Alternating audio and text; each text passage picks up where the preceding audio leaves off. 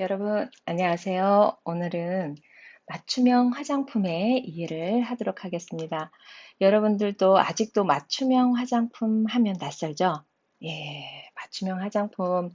지금까지 이 맞춤형 화장품에 대해서 많이 알거나 아니면 맞춤형 화장품에 대해서 현재 영업을 하고 있는 분이 그닥 많지 않기 때문에 여러분이나 저나 좀 낯설게 느껴질 수가 있어요. 그래서 참 이 맞춤형 화장품을 조제 관리사를 여러분들과 또 내가 하나의 길을 개척하는 그러한 시간이라고 생각하면서 오늘도 우리가 열심히 길을 만들어 가보도록 하겠습니다. 그럼 여러분들 책 페이지 몇 페이지를 피냐면 218페이지를 펴보세요. 네. 맞춤형 화장품의 정의에 대해서 나오죠. 218페이지. 그럼 맞춤형 화장품이라는 게 뭐냐? 예, 제조 또는 수입된 화장품의 내용물에 다른 화장품의 내용물이나 식약처장이 정한 원료를 추가 혼합한 화장품을 가리켜 맞춤형 화장품이라고 하고요. 또 제조 또는 수입된 화장품의 내용물을 소분한 화장품을 가리켜서 맞춤형 화장품이라고 그래요.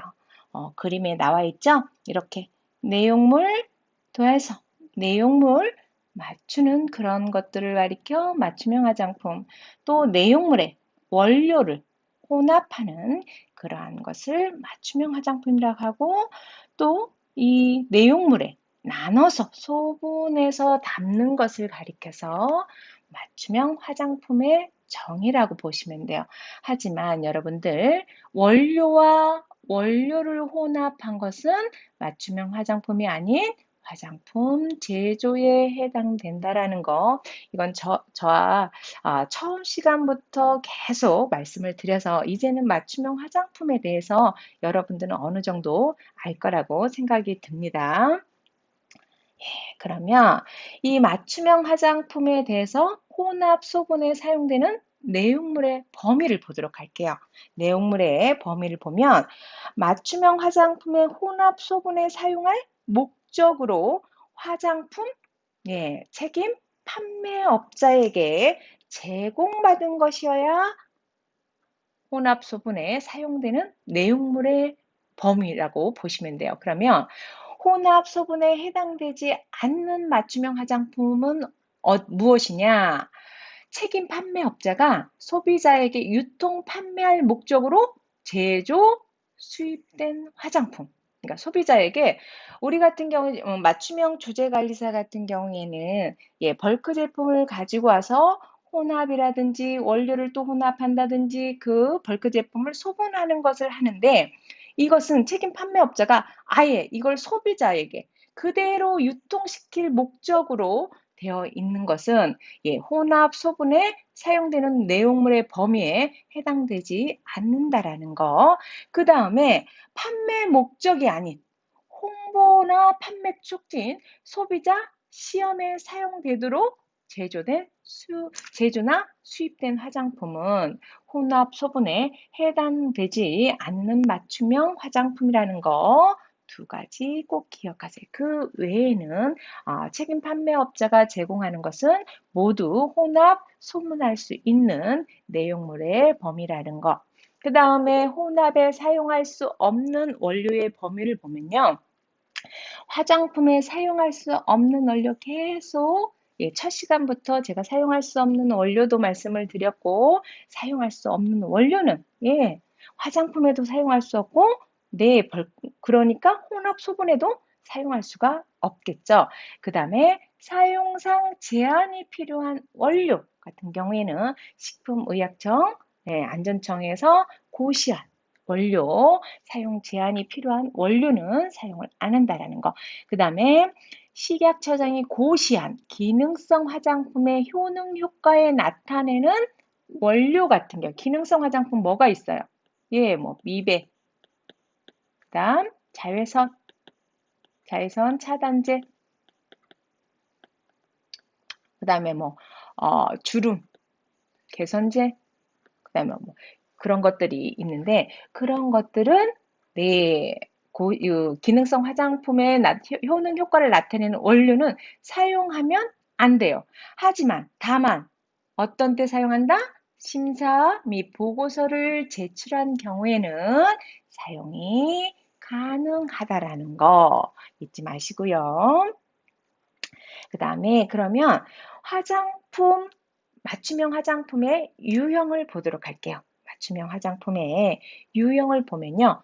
방향용 제품군을 보면은 뭐가 있어요? 여러분들 책 219페이지 보면 향수나 분말량이나 향락, 콜론 같은 게 있어요. 그런데 여러분들 여기서 오타가 했죠? 거기에서 맞춤형 화장품 제조라고 바꿔주세요. 제조, 예, 가능 제품 이렇게 바꿔주세요. 예, 오타가 나왔죠? 네, 그러면 맞춤형 제조 가능 제품은 방향류에는 향수나 분말량, 향랑, 콜롱이 있고요. 기초 화장품류, 예, 화장수라든지 크림이라든지 에센스라든지 이렇게 쭉 기초 화장품류가 있고요. 여러분들 한 장을 넘겨보면요. 색조 화장품이 있어요. 색조 화장품에서 맞춤형 제조 가능 화장품 보면은 뭐 페이스 파우더나 페이스 케이크나 볼연지 리퀴드 이런 것들이 쭉 있고요. 그 다음에 보면은 그 외에 다른 화장품법 시행 규칙에 화장품 유형에 속하는 화장품을 신청하여 판매할 수도 있다라는 거예요. 그래서 여러분들 교과서를 보면 맞춤형 제조 가능 제품하고 화장품의 유형이 이렇게 제가 쭉 나열을 해놨어요. 그래서 맞춤형 화장품의 제조 가능 제품에 없어도 내가 그 화장품 신청해서 판매할 수 있다라는 거. 그래서 여러분들 여기에서 시험 문제가 나올 확률이 있어요. 왜냐?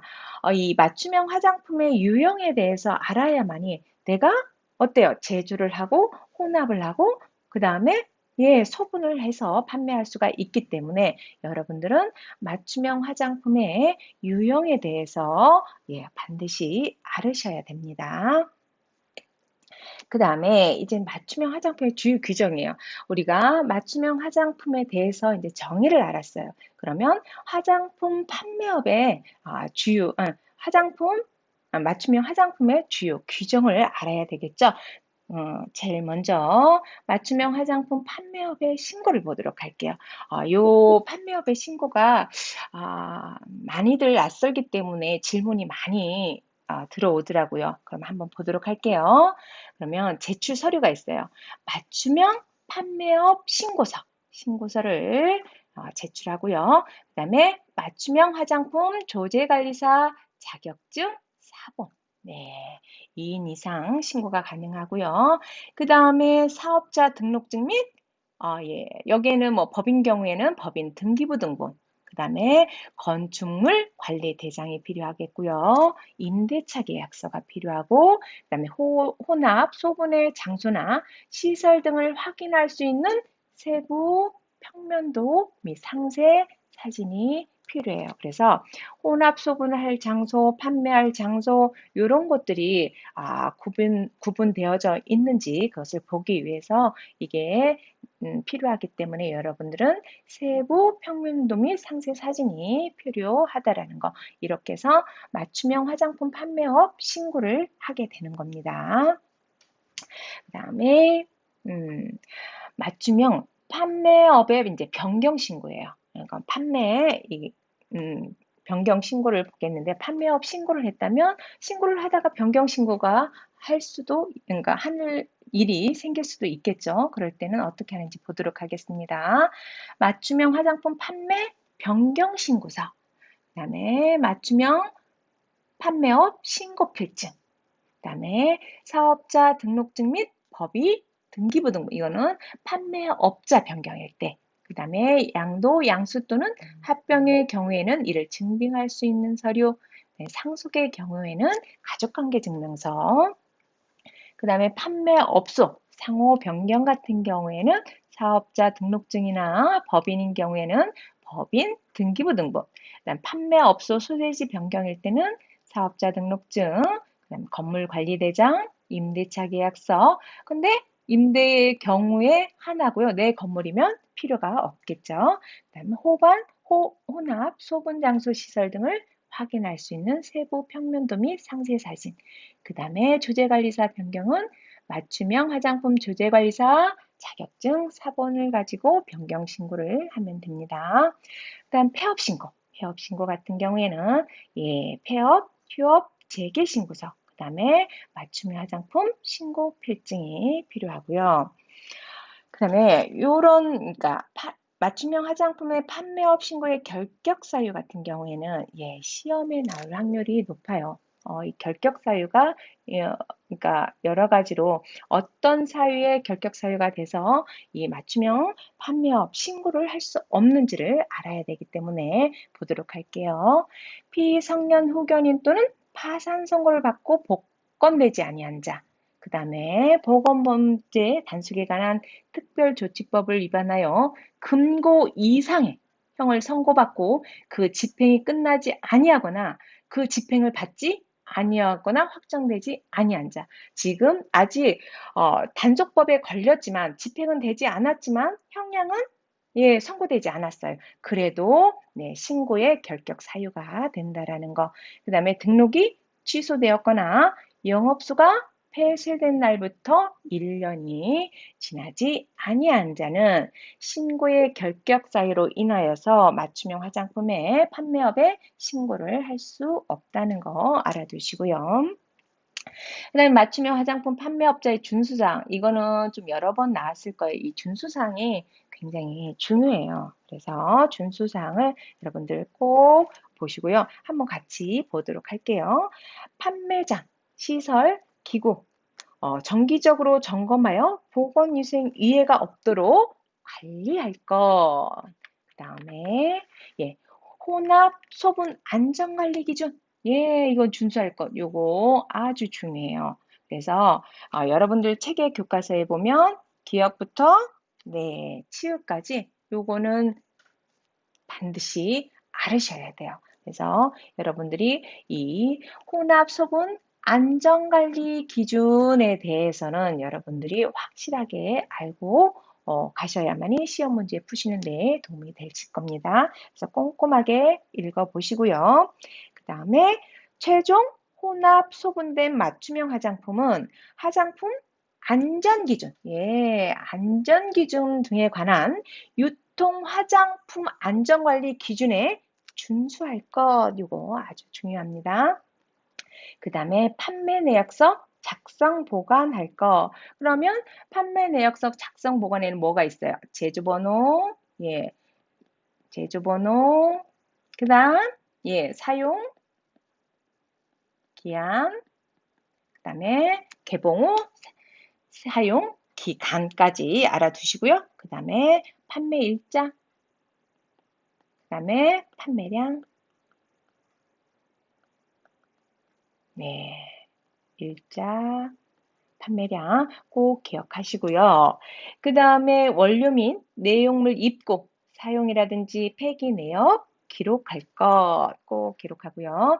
그 다음에 맞춤형 화장품 여기 보면 맞춤형 판매 시 다음 각목의 사항을 소비자에게 설명할 것이라고 되어 있어요. 뭐를 설명해야 되냐면 혼합 소분에 사용되는 내용물 또는 원료의 특성에 대해서 반드시 설명을 해야 되고요. 그 다음에 혼합 소분에 사용된 내용물 그 원료 등에 대해서 주의사항을 소비자에게 반드시 설명을 해야 됩니다. 그 다음에 부작용 발생 사례 시 지체 없이 누구에게? 식약처장에게 보고할 것. 예전에는요, 화장품 책임 판매업자에게 책임 판매 관리자에게 신고하라고 그랬는데 이게 바뀌었어요. 5월 12일 날 가이드라인이 나왔죠. 그래서 이 맞춤형 판매업자의 준수사항에 이 부작용 발생 사례 시 지체 없이 식약처장에게 보고하라고 변경되었기 때문에 여러분들 꼭 기억하시고요. 그러면 부작용 발생 사례에 대해서 지체 없이 식약처장에 보고하라고 했는데 이 부작용 사례를 보고를 언제까지? 네, 15일 이내에 식약처장에게 보고를 해야 됩니다. 예, 그 다음에 맞춤형 화장품의 표기 및 기재 사항을 보도록 할게요. 그럼 1차 포장 볼게요. 1차 포장을 보면 화장품 명칭, 그 다음에 영업자의 상, 그 다음 제조 번호, 그 다음 사용 기한 또는 개봉 후 사용 기간은 1차 포장에는 반드시 들어가야 되는 사항이라는 거 꼭 기억하시고요. 그 다음에 이제 맞춤형 화장품의 1차 포장이나 2차 포장에 기재 사항을 보면요. 화장품의 명칭, 그 다음에 영업자의 상호 및 주소, 그 다음에 해당 화장품에 제조되는 사용된 모든 성분이라고 했는데요. 여기에서 인체에 무해한 소량 함유 성분 등 총량으로 정하는 성분은 제외할 수 있다라는 거. 그다음 내용물의 용량 또는 중량, 제조 번호, 사용 기한 또는 개봉 후 사용 기간, 가격. 그다음 기능성 화장품의 경우 기능성 화장품이라는 글자 아니면 도안을 거기에 표시를 해야 된다라는 거. 그 다음에 사용할 때의 주의사항들 쭉 하고요. 그 다음에 그 밖에 총리령이 정하는 사항들을 적어 놔야 된다라는 거. 한번 쭉 여러분들이 이제 책에는 그 밖에 총리령이 정하는 사항들을 책에 자세히 적어 놨어요. 그래서 여러분들이 한번 쭉 읽어 보시고요. 그 다음에 맞춤형 화장품의 조제관리사라고 해서 여러분들 교육이라든지 뭐 이렇게 시험 보는 거 쭉 적어 놨어요. 그래서 한번 여러분들이 교과서를 쭉 보시고요. 그거 앞전에 소용량, 소량 또는 비매품에 보시면요. 화장품의 명칭, 그 다음에 맞춤형 화장품 판매업자의 상, 그 다음에 가격, 제조번호와 사용기한 또는 개봉 후 사용기간을 적어야 된다라는 거 보시고요.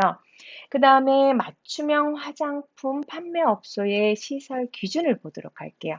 판매업소의 시설 기준을 보면 맞춤형 화장품의 혼합 소분 공간은 다른 공간과 구분 또는 구획할 거라고 되어 있고요.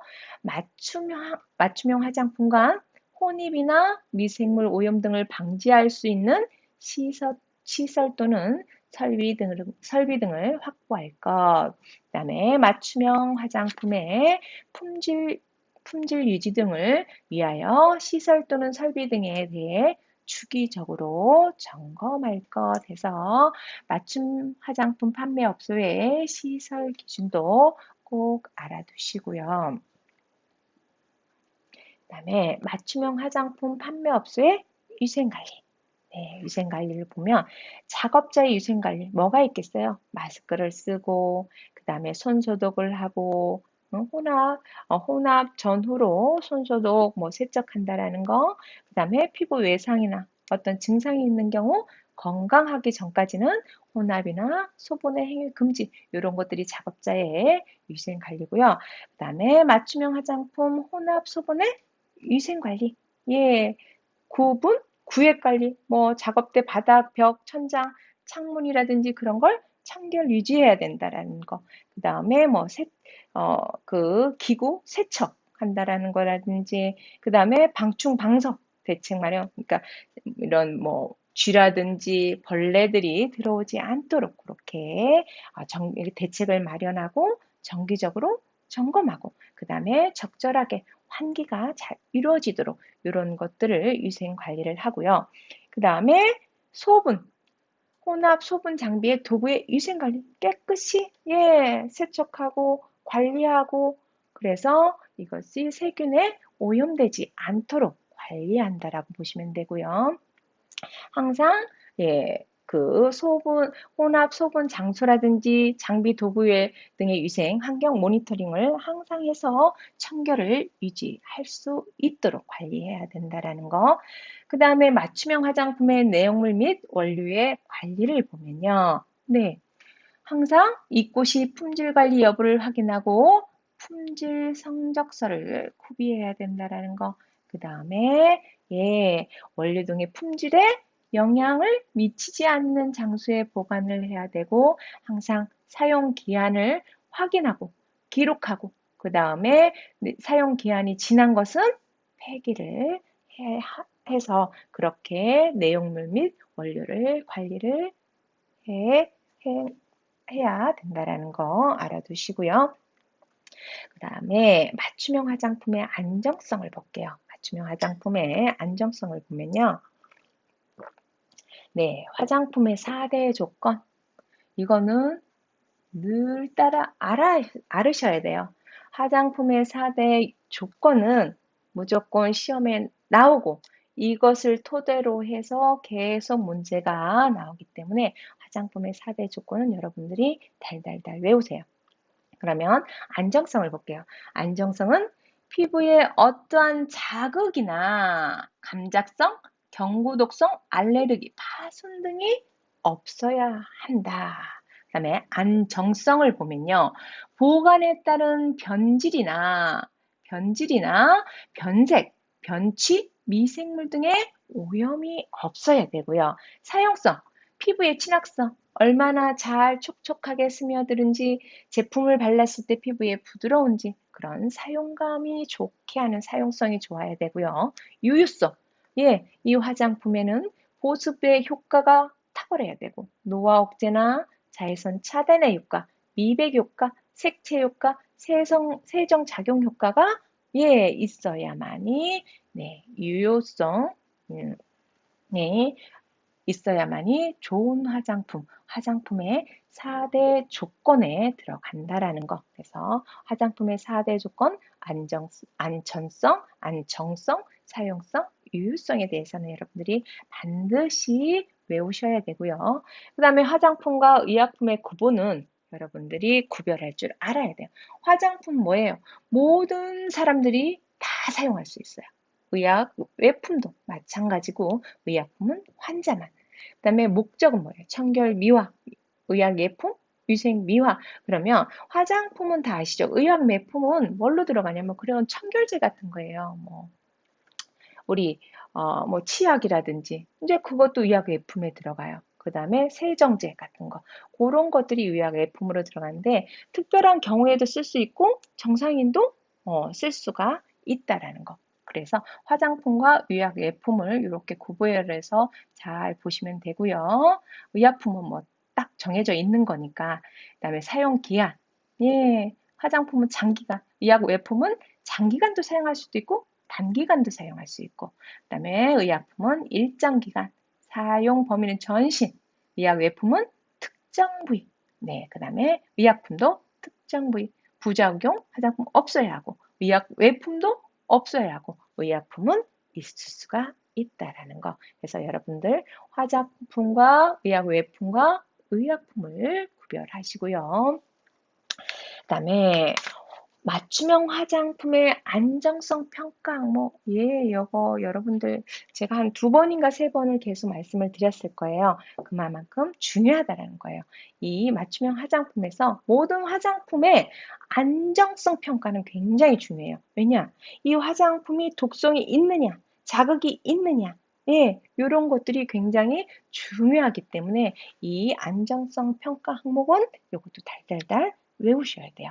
극성, 독성 시험과 피부 1차 자극성 시험, 그 다음에 연속 피부 자극성 시험, 감작성 시험, 광독성 시험, 광감작성 시험, 안자극성 시험, 변이성 시험, 인체 패치 테스트 시험 이런 것들이 있는데요. 옆에 내용을 제가 이렇게 설명을 해놨기 때문에 따로 설명을 드리지 않을 거예요. 여러분이 한번 쭉 읽어보시면 다 아는 부분이기 때문에 그러면 이 부분은 넘어가도록 하겠습니다. 그러면 맞춤형 화장품의 유효성을 볼게요. 유효성이 뭐예요? 아까 말씀드렸듯이 보습의 효과라든지 노화의 억제라든지 자외선 차단제는 미백 효과, 색채 효과, 세정 효과 요런 것들을 가리켜서 화장품의 유효성이라고 그래요. 그럼 유효성에는 생리화학적 유효성과 물리화학적 유효성과 심리학적 유효성이 있어요. 그러면 생리학적 유효성 뭐냐? 예, 피부의 보습이라든지 주름 개선이라든지 미백, 세정, 탈모 방지 같은 이런 것들을 생리학적 유효성이라고 해요. 그럼 물리학적 유효성은 뭐냐? 자외선 차단이라든지 메이크업 위한 기미를 생기지 않도록 차단한다든지 주근깨를 커버한다든지 아니면 채취 방지라든지 갈라진 모발을 개선한다든지 그렇게 물리적으로 물리화학적인 유효성으로 나눠지고요. 또 심리학적 유효성 뭐예요? 향기요법. 내가 이 향을 맡았을 때 어때요? 심리적으로 안정이 된다든지 아니면 기분이 상쾌해진다든지 그런 심리적인 유효성이 있고 메이크업, 화사하게 화장을 하면 어때요? 내 심리적으로 기쁘죠? 그런 심리적인 효과가 있다라는 거예요. 그러면 유효성의 평가는 뭘로 평가가 되느냐? 사용감이라든지 냄새라든지 색으로 유효성을 평가한다라는 거. 예, 이제는 안정성을 볼게요. 맞춤형 화장품의 안정성을 보면요. 이 안정성이 뭐예요? 화장품 내용물이 보관에 따른 변질, 변색, 변취, 미생물의 오염이 없어야 되는 것을 화장품의 안정성으로 보고 있어요. 그러면 보도록 할게요. 화학적 변화. 화학적인 변화는 변색, 퇴색, 변취, 오염, 결정, 석출 등 이런 것들을 가리켜서 화학적인 변화라고 보면 되고요. 물리적 변화는 분리라든지 침전이라든지 응집이라든지 이런 것들을 가리켜서 물리적 변화로 보고 있습니다. 아이고, 예, 그러면 우리가 이렇게 해서 쭉 봤어요. 그러면 여러분들이 얼마만큼 기억하고 있는지 문제를 풀어보도록 할게요. 맞춤형 화장품 조제관리사의 역할이 아닌 것은 한번 보도록 할게요. 고객 개개인의 특성과 기호에 맞게 맞춤형 화장품 판매장에서 화장품 내용물과 원료를 혼합하는 업무를 한다. 제가 읽어드리는 것보다 여러분들이 한번 쭉 보시는 게 낫겠죠? 한번 쭉 보세요. 보시고 답을 맞춰보세요. 네, 한번 답 보도록 하겠습니다. 네, 4번. 뭐예요? 피부 전문가의 피부 진단에 따라 고객 개인별 피부 특성에 맞는 화장품을 판매하는 업무를 한다. 아니죠. 우리가 뭐예요? 피부 진단을 하고 고객의 개인별 피부 특성에 맞게 화장품을 조제, 관리해서 판매하는 업무가 맞춤형 화장품 조제 관리사의 역할이죠. 그래서 이 역할은 아닌 겁니다. 두 번째, 맞춤형 화장품 혼합에 사용할 수 없는 원료가 아닌 것은 한번 여러분들 맞춰보세요. 네, 답 보도록 하겠습니다. 예, 원료의 품질 유지를 위해 보존제가 포함된 경우에는 제외된다라고 되어 있습니다. 이렇게 문제가 나올 수 있기 때문에 이 맞춤형 화장품 혼합에 사용할 수 없는 원료에 대해서는 반드시 알으셔야 됩니다. 그 다음에 맞춤형 화장품 유형과 품목에 관한 설명으로 옳은 것은 했어요. 한번 맞춰보세요. 네, 답 한번 볼까요? 네, 5번이에요. 그러면 기초 화장품류 제품류에서 뭐가 틀렸어요? 네, 요거죠. 요건 뭐예요? 색조죠? 색조 화장품. 그 다음에 2번은 뭐예요? 얘는 뭐예요? 방향용이죠? 이렇게 맞춰 나가면 돼요. 그 다음에 3번은 뭐가 틀렸을까요? 네, 데오드란트. 얘는 뭐예요? 네, 채취 방지제이죠? 채취 방지용이고요. 그 다음에 4번은 네, 메이크업 리무버. 얘는 뭐예요? 기초 화장품에 들어가죠? 기초 화장품. 기초 화장품에 들어가죠. 그 다음에 색조 화장품 제품용 바디 페이스 페인팅, 분장 제품은 맞습니다. 이렇게 해서 여러분들이 맞춤형 화장품의 유형의 품목을 보시면 됩니다. 그 다음에 맞춤형 화장품 판매업자의 준수사항이 아닌 것은 쭉 한번 보세요. 답 볼까요? 네. 보면 맞춤형 화장품 관련 안정성 정보에 대해 문제 발생 시 화장품 책임 판매업체에게 보고할 거라고 되어 있어요. 근데 이게 바뀌었죠? 누구로? 네, 식약 처장. 이게 보고할 것이라고 바뀌었어요. 그래서 이 부분, 네, 책이 이게 바뀌었기 때문에 여러분들이 꼭 알아두시라고 한번 다시 문제를 내봤습니다. 꼭 기억하시고요. 다음 문제 보도록 할게요. 다음 중 화장품이 갖춰야 할 품질 특성 4가지 조건은 네, 아까 여러분들한테 말씀드렸죠? 이거는 좀 쉽죠? 답 보도록 하겠습니다. 네, 안전성, 안정성, 사용성, 유효성 잊지 마시고요. 6번 보도록 하겠습니다. 맞춤형 화장품 판매 후 부작용 발생 사례 등 안전성 정보를 인지한 경우 지체 없이 누구에게 보고해야 된다? 계속 제가 여러분들한테 말씀드렸죠? 한번 보도록 할게요. 네, 식품, 의약품 안전처장에게 보고해야 된다는 거 꼭 기억하시고요. 여러분들 오늘 수업 어떠셨나요? 책에 여러분들이 제가 좀 수업을 빨리 나가서 이해가 안 되는 부분이 있다면 여러분들 책을 쭉 한번 보시면 다 이해가 되실 거예요. 그래서 한번 쭉 보시고요. 다시 한번 복습하시고 그 다음에 문제를 한번 풀어보는 형식으로 다시 한번 보세요. 그러면 여러분들 오늘도 수고 많으셨고요. 다음 이 시간에 뵙도록 하겠습니다. 여러분들 고생 많으셨습니다. 감사합니다.